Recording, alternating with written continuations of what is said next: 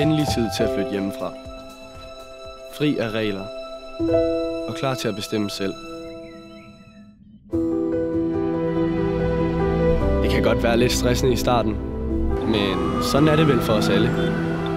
Vi famler rundt og prøver at finde vores vej til der, hvor vi skal bo, de nye venner, den næste fest og måske den nye kæreste. Der er sygt meget at holde styr på. Netbank, tøjkøb, vaskemaskinen som pludselig. Heldigvis er der også noget, som gør mit liv nemmere. Lidt efter lidt begynder jeg at finde min vej. Men det er ikke altid en lige vej. Der er omveje, genveje og fejl. Nogle fejl kan jeg heldigvis returnere. Og andre begynder at se bedre ud med tiden.